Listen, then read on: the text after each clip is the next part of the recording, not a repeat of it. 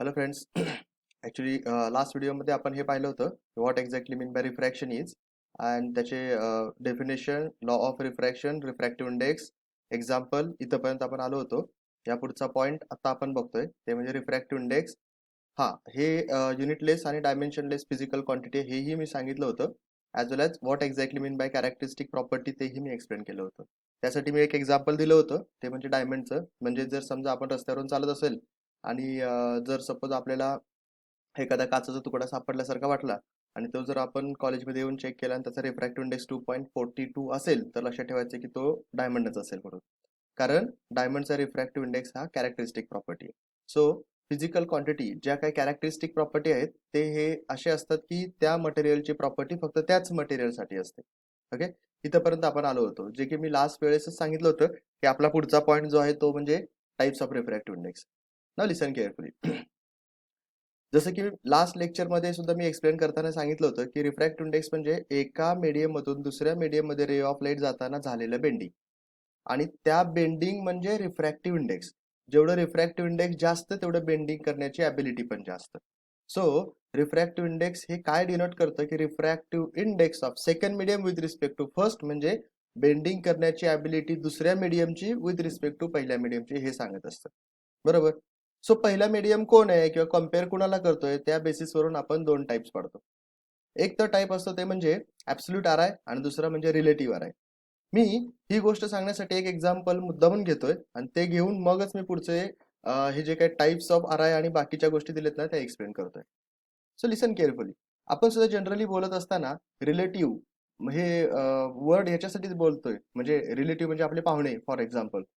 So relative म्हणजे कोण, की जे जे आपल्यासोबत नातं आहे ते प्रत्येकांसाठी वेगवेगळं असतं. म्हणजे फॉर एक्झाम्पल आपले मामा हे सगळ्या जगाचे मामा नसतात ना. ते काही जणांचे काका असतात, काहींचे वडील असेल, कुणाचा भाऊ असेल, कुणाचे सन असेल, बरोबर ना. बट आपला चांदमामा हा जगातला सगळ्यांसाठी एकच चांदमामा असेल. याचा अर्थ अशी एखादी गोष्ट की जी आपल्यासाठी आणि सगळ्यांसाठी एकच असते, that is called as absolute. आणि अशी गोष्ट जी आपल्यासाठी आणि प्रत्येकासाठी वेगवेगळी किंवा व्हॅरी होते, that is called as a relative. So रिलेटिव्हचा अर्थ असा असतो की प्रत्येकांच्या with respect to that person हे प्रत्येकांच्या दृष्टीने वेगवेगळं असू शकतं. त्यामुळे रिफ्रॅक्टिव्ह इंडेक्स पण असंच आहे. जर सपोज आपण with respect to first medium म्हणतो ना, जर ते पहिलं मीडियम एअर किंवा व्हॅक्यूम असेल तर दुसऱ्या मीडियमच्या रिफ्रॅक्टिव्ह इंडेक्सला ॲब्सोल्यूट आर आय म्हणायचं. आणि जर समजा पहिलं मीडियम हे एअर किंवा व्हॅक्यूम नसेल then it is called as a relative R I. For example त्यातलं मी पहिल्यांदा एक्सप्लेन करतो, ते म्हणजे absolute R I. Absolute refractive index म्हणजे काय? Refractive index of second medium for which first is air or vacuum. म्हणजे पहिलं मीडियम हे एअर किंवा व्हॅक्यूम असेल तर दुसऱ्या मीडियमचा रिफ्रॅक्टिव्ह इंडेक्स जो काही असेल त्याला आपण ॲब्सोल्यूट आर आय म्हणतो. Best example, refractive index of water is 1.33, glass is 1.5, diamond is 2.42. So listen carefully. आतापर्यंत आपण असं सांगत होतो की refractive index of second medium with respect to first ना. इथं फर्स्ट मीडियम कुठेही दिलेलं नाहीये. Same here refractive index of second medium with respect to first medium कुठेही दिलेलं नाहीये. Same here refractive index of second medium with respect to first इथेही कुठं दिलेलं नाही. याचा अर्थ refractive index of what ever be the second medium is first medium. जर समजा एअर किंवा व्हॅक्यूम असेल तर पहिला मीडियम लिहिलं नाही तरीही चालतं. म्हणजेच या इथं आपण असं म्हणू शकतो ना, refractive index of water with respect to कोण नाही म्हणजे कोण, एअर किंवा vacuum. Refractive index of glass with respect to air किंवा vacuum. Refractive index of diamond with respect to air किंवा व्हॅक्यूम. याचा अर्थ असा आहे की विथ रिस्पेक्ट टू एअर किंवा व्हॅक्यूम जर असेल तर लक्षात ठेवायचं that type of refractive index is called as absolute R I. And refractive index of second medium is always greater than 1. कारण आपल्याला माहिती आहे जगात सगळ्यात कमी रिफ्रॅक्टिव्ह इंडेक्स असतो तो म्हणजे व्हॅक्यूमचा. बरोबर. व्हॅक्यूम मधून कोणत्याही मटेरियल मीडियम मध्ये गेला म्हणजे more rare medium is called as vacuum आणि more denser medium is called as other than vacuum. That means what, vacuum हे सगळ्यात रेअर आहे. व्हॅक्यूम मधून जर कोणत्याही मीडियम मध्ये रे ऑफ लाईट गेलं तर त्यावेळेस त्याचं बेंडिंग हे 100% होणार आहे. म्हणून आपण असं म्हणतोय की with respect to vacuum.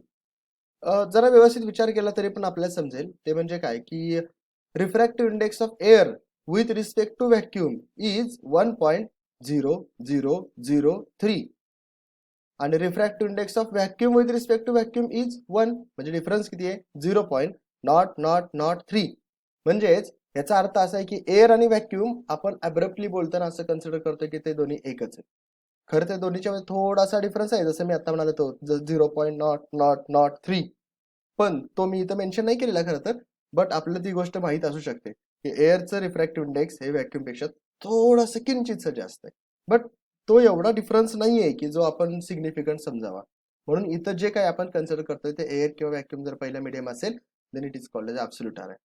Okay, त्यामुळं ते त्याच्यापेक्षा पुढचं 2 नंबरचं मीडियम हे कायम डेन्सर असतं. डेन्सर आहे म्हणजे बेंडिंग आलं म्हणजे refractive index is greater than 1 असं असेल. So refractive index of second medium with respect to first, हे सी आपण व्ही ने डिनोट करतो. मी हा फॉर्म्युला जरा 2 मिनिटांनंतर एक्सप्लेन करेन. नाव रिलेटिव्ह आर आहे, जे की मी मागाशीच म्हणालो, refractive index of second medium, this is also second medium, but for which first medium is other than air or vacuum. पहिलं मीडियम जर एअर किंवा व्हॅक्यूमला सोडून असेल तर मात्र आपण त्या ठिकाणी रिफ्रॅक्टिव्ह इंडेक्स हा relative refractive index or relative R आहे असं म्हणत असतो. For example refractive index of glass with respect to air, जे की या इथं पण तीच व्हॅल्यू आहे ना 1.5, इथं पण तीच व्हॅल्यू आहे 1.5, बरोबर. म्हणजे विथ रिस्पेक्ट टू एअर हे असलं काय नसलं काय ते ॲब्सोल्यूट आर सारखं बिहेव होतं. But here listen here, refractive index of glass with respect to water, पहिलं मीडियम वॉटर आहे ॲट दॅट टाइम त्याची व्हॅल्यू येते 1.28. Refractive index of glass with respect to diamond, त्याची व्हॅल्यू येते 0.62. साधी गोष्ट आहे बघा, या तीनही मध्ये refractive index of glass, refractive index of glass, refractive index of ग्लासच आहे, फक्त विथ रिस्पेक्ट टू कोण आहे त्याप्रमाणे व्हॅल्यू बदलते. जसं की मी मागच्या व्हिडिओमध्ये पण एकदा एका ठिकाणी एक एक्झाम्पल घेतलं होतं. ते म्हणजे असं की आपण जनरली मार्क सांगताना असे सांगायचे की मला शेजारच्या पेक्षा 10% जास्त आहेत. म्हणजे सांगताना नंबर मी 10 सांगितलं ना, पण कदाचित मी जर विचार केला तर असं पण होऊ शकतं ना, मला या शेजारच्या पेक्षा 20 मार्क जास्त आहेत, म्हणजे 20% जास्त आहेत. सो नंबर बदलतो, जर तुम्ही रेफरन्स कोणाला घेतला तर तो व्यक्ती जर बदलला तर नंबर सुद्धा 100% बदलतो. याचा अर्थ असा आहे की नंबर हा फक्त कुणाच्या रिस्पेक्टिव्हली बोलतोय त्यावरती डिपेंड आहे. ओके, जसं की याच एक्झाम्पल मध्ये म्हणजे रिलेटिव्ह आर आय मध्येच आपल्याला कळतं रिफ्रॅक्टिव्ह इंडेक्स ऑफ ग्लासच आहे सगळं, तीनही एक्झाम्पल ग्लासचेच आहेत, बट कोण विथ रिस्पेक्ट टू एअर आहे, विथ रिस्पेक्ट टू वॉटर आहे, विथ रिस्पेक्ट टू डायमंड आहे, त्याप्रमाणे नंबर व्हॅल्यू होत असतो. ओके, नाव रिलेशन बिटवीन व्हेलॉसिटीज. आपल्याला एक गोष्ट तरी माहिती आहे की रे ऑफ लाईट हे वेगवेगळ्या मीडियम मध्ये ज्यावेळेस ट्रॅव्हल होतं त्यावेळेस त्याची व्हेलॉसिटी बदलते. व्हेलॉसिटी बदलते कारण मटेरियल मीडियमचे थिकनेस बदलते. मटेरियल मीडियम बदलला की व्हेलॉसिटी 100% बदलणार, बिकॉज रिफ्रॅक्टिव्ह इंडेक्स व्हॅरी होतं म्हणून. सो इथं सुद्धा जर एखादा रे ऑफ लाईट हे पहिल्या मीडियम मधून ट्रॅव्हल होत दुसऱ्या मीडियम मध्ये गेला तरी सुद्धा त्याचा व्हेलॉसिटी हे बदलते. त्यातलं जर आपल्याला माहिती आहे according to Einstein and according to quantum physics, आपल्याला ही गोष्ट माहिती आहे की velocity of light in vacuum is much more higher, म्हणजे हायेस्ट आहे, जे की मी पहिल्या स्लाइड मध्ये पण सांगितलं होतं. त्याची value approximately 3 × 10⁸ metre per second अशी असते. म्हणजे याचा अर्थ कोणत्याही दुसऱ्या मीडियम मध्ये जर रे ऑफ लाईट गेलं तर त्याची व्हेलॉसिटी अजून वाढायला नाही पाहिजे ना, कमी व्हायला पाहिजे. म्हणून डेन्सर मीडियम मध्ये गेल्यानंतर व्हेलॉसिटी ऑफ लाईट ही कमी होत असते कायम. सो सेकंड मीडियम मधली व्हेलॉसिटी ही कायम कमी असते as compare to first medium. म्हणजे रेअर मीडियम मध्ये व्हेलॉसिटी कमी असते as compare to denser medium मध्ये. ओके, आणि त्यामुळे आपण म्हणू शकत होतो की रिलेशन बिटवीन व्हेलॉसिटीज, आणि ते त्याचा फॉर्म्युला असा असतो की velocity of first medium, velocity of light आहे ऍक्च्युली इन फर्स्ट मीडियम, आणि velocity of light in second medium, म्हणजे फर्स्ट मीडियम आणि then after second medium. Actually refraction कोणत्या मीडियम मध्ये होतं? पहिल्या मीडियम मध्ये तर रेस सरळच जात असतो, दुसऱ्या मीडियम मध्ये गेले की त्याचं बेंडिंग व्हायला सुरू होतं. सो याचा अर्थ बेंडिंग दुसऱ्या मीडियम मध्ये होतं, म्हणजे रिफ्रॅक्शन सुद्धा दुसऱ्या मीडियम मध्ये होतं. जर दुसऱ्या मीडियम मध्ये रिफ्रॅक्शन झालं तर आपल्याला एवढं कळायला पाहिजे की this refractive index, that means here this refractive index of second medium is inversely proportional to the velocity of the medium. As velocity in second medium increases, refractive index decreases or vice versa. हे आपल्याला माहित पाहिजे. बरोबर, म्हणून आपण generally असं म्हणतो की refractive index is inversely proportional to velocity. नाव एक कॉम्बिनेशन मध्ये जर फॉर्म्युला डिटरमाइन करायला गेलं तर ते असं असतं, refractive index of second medium with respect to first is equal to sine i upon sine r, जे की basic according to Snell's law प्रमाणेचा फॉर्म्युला आहे, which is equal to n2 upon n1. हे पण आपल्याला माहिती आहे की जी गोष्ट सांगत असतो ते न्यूमरेटरला कम्पेअर केलेली गोष्ट सेकंड म्हणजेच डिनॉमिनेटरला असू शकते, आणि which is equal to v1 upon v2. That means हे कॉम्बिनेशन मध्ये एक फॉर्म्युला आहे की ज्यावरून आपल्याला रिफ्रॅक्टिव्ह इंडेक्स काय आहे ते समजण्यास मदत होते. Okay, before starting next slide, मला एक गोष्ट थोडक्यात सांगायची जे की आपल्या ह्या नवीन टेक्स्टबुक मध्ये मेन्शन केलेली नाहीये, पण ते आपल्याला माहित असावं. ते म्हणजे काय की रेअर मीडियम मधून डेन्सर मीडियम मध्ये रे ऑफ लाईट ज्यावेळेस जातं ऍट दॅट टाइम त्याची व्हेलॉसिटी बदलते आणि बेंडिंग ऑफ लाईट सुद्धा होऊ शकतं. व्हेलॉसिटी याच्यामुळे बदलते बिकॉज त्याची एनर्जीचा डिफरन्स पडतो. कारण रेअर मीडियम मध्ये पार्टिकल एकमेकांपासून आवे असतात आणि जर ते एकमेकांपासून आवे असेल तर त्याच्यामध्ये व्हायब्रेट होण्यासाठीची लागणारी एनर्जी आणि तीच डेन्सर मध्ये गेल्यानंतर लागणारी एनर्जी याच्यामध्ये थोडासा तफावत राहू शकतो. म्हणून व्हेलॉसिटीचा डिफरन्स पडतो. आणि जेणेकरून आपण पण 10th मध्ये ती एक रूल बघितलाच होता रिफ्रॅक्शनचा. तो म्हणजे काय? रिफ्रॅक्शनचा बोलतोय मी, इमेज फॉर्मेशनचा नाही बोलत. सो रिफ्रॅक्शनचा रूल आपण बघितलाच होता ना. तो म्हणजे काय? Whenever any ray of light is travelling from rarer medium to denser medium, then it bends towards the normal. And whenever any ray of light is traveling from denser to rarer, then it bends away from normal. त्यामुळे एक लक्षात ठेवायचं, rare to denser मध्ये जर एखादा ray of light गेला तर ते टुवर्ड्स द नॉर्मल असं शिफ्टिंग होतं आणि डेन्सर टू रेअर असं गेलं तर ते अवे फ्रॉम द नॉर्मल असं शिफ्टिंग होतं. सो त्याचं जे काही शिफ्टिंग आहे ते मटेरियल मीडियम कोणतं आहे त्यावरती डिपेंड असतं. आणि मटेरियल मीडियम कोणतं आहे हे त्याच्या रिफ्रॅक्टिव्ह इंडेक्सवरती डिपेंड असतं. जेवढं रिफ्रॅक्टिव्ह इंडेक्स जास्त तेवढं ते मटेरियल मीडियम डेन्सर असेल, जेवढं रिफ्रॅक्टिव्ह इंडेक्स कमी तेवढं ते मटेरियल मीडियम हे रेअर असू शकतं. So let us consider our next point, that is nothing but a real depth and apparent depth. It's quite simple one actually.